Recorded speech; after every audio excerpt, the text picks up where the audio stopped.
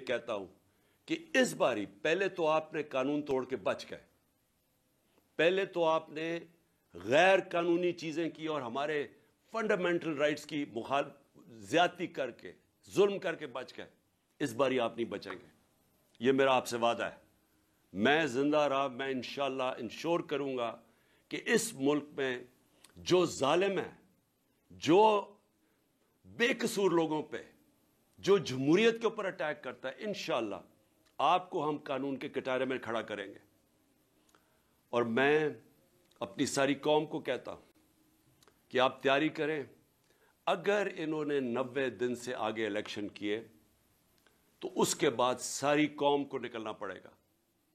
जब तक आप निकलेंगे नहीं, इसका मतलब कि कानून खत्म हो जाएगा 90 दिन के बाद। इसका मतलब आइन खत्म हो गया, इसका मतलब हमारा माशरा डिक्लेयर हो जाएगा बनाना रिपब्लिक।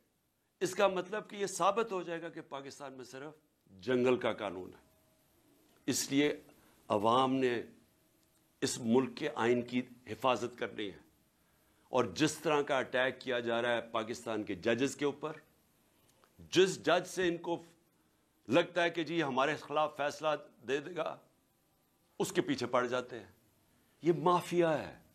मैं याद कराना चाहता हूं कौम को कि इन्होंने सुप्रीम कोर्ट को हमला किया उसके ऊपर डंडों से। ये दुनिया में कहीं इसकी मिसाल नहीं है। जमहूरियत में छोड़े, आमरीत में इसकी मिसाल नहीं है कि एक सुप्रीम कोर्ट पे हमला किया गया और एक दयानतदार चीफ जस्टिस सजाद अली शाह उसको भगाया गया। और फिर ये जो ताड़ड़ ये जो है कोई लॉ मिनिस्टर, इसके